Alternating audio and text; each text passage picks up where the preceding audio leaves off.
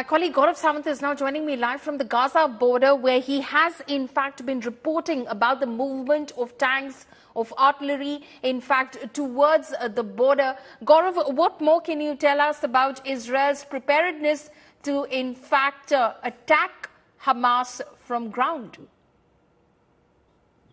Follow me. Even as we speak, you can hear the artillery boom right behind me. You can hear the roar of F-16 fighters above me. And in moments, I will also show you right behind me there. You hear the artillery, and moments from now, you will see plumes of smoke rising across the horizon. That's the Gaza Strip. So that's exactly what Israel is doing before the tanks and the armored personnel carriers move forward for deeper incursions, deeper incisions into the Gaza Strip. Right now, the Hamas targets are being softened before the attack, before the ground attack takes place. And why is this happening?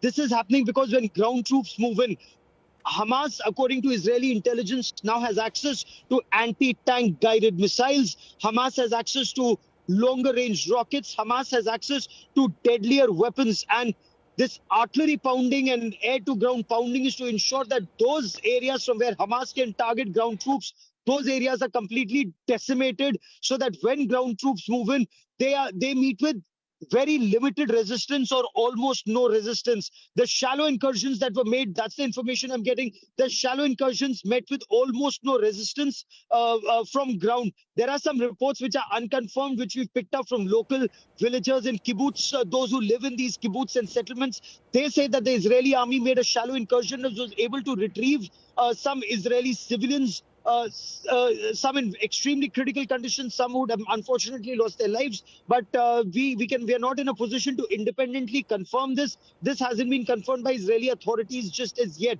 But on ground, the situation is extremely tense, extremely grim.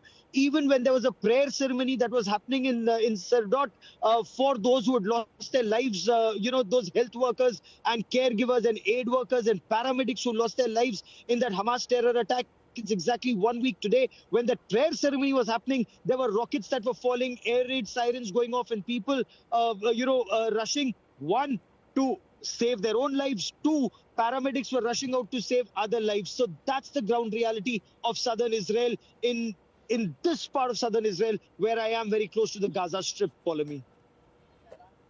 Right. Gaurav, stay on with us. We're, of course, seeing those images behind you of that movement that Israel seems to be making. What about the evacuation from northern Gaza? What sort of reports are you hearing? We do hear that a lot of Palestinians, fearing for their safety, have started moving from northern Gaza to the southern part of Gaza. But again, many humanitarian organizations, raising concerns about the ultimatum issued by Israel to Gazans to evacuate from northern Gaza as well, saying this is not how it should be done, given that this is a blockaded area and everyone seems to have been barricaded inside.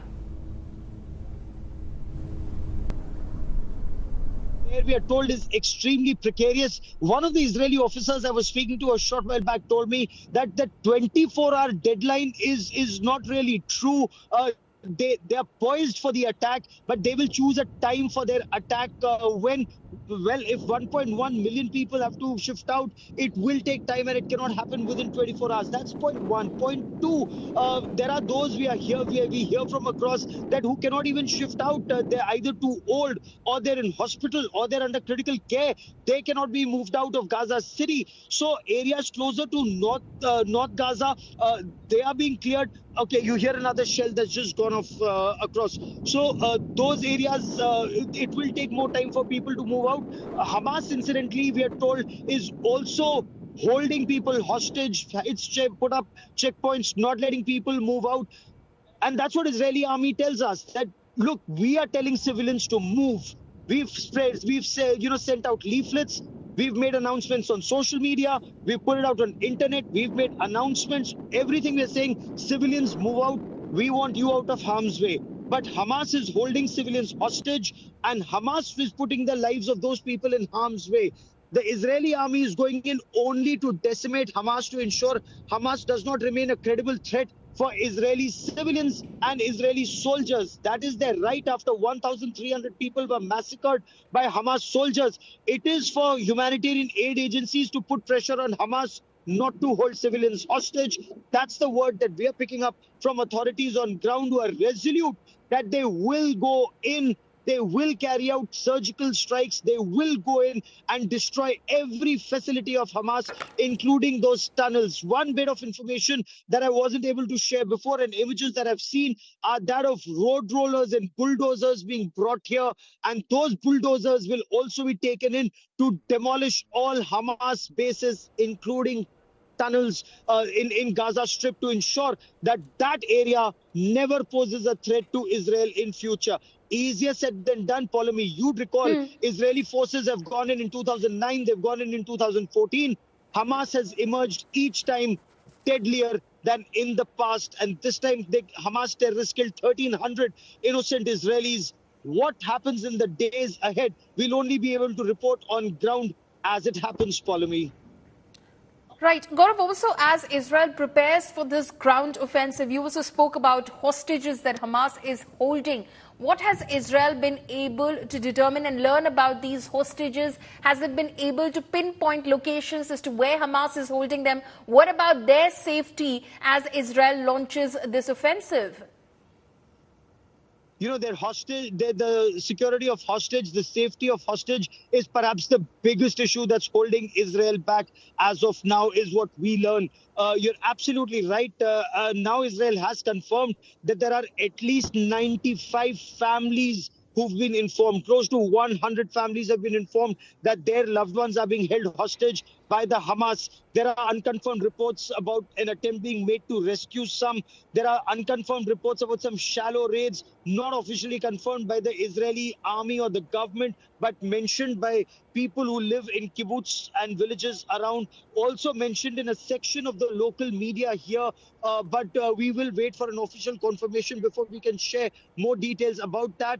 But again, unconfirmed reports say across, those who've been held hostage are being kept in the most inhuman condition. You know, one of the officers I spoke to said he heard the most harrowing story of his life when one father, actually told him that when he learned that his little daughter was no more, that his little daughter had been killed by Hamas terrorists, he actually said that thank God she's no more, because in Hamas custody, her life would have been worse than death. So that's the horror, that's the pain in the heart of people of Israel as they move in, as security forces move in to decimate Hamas once and for all, Polemy. Right. Gaurav, thank you so much for bringing us all of those live updates. Gaurav Sawant, my colleague, reporting there from the Gaza border. Stay safe.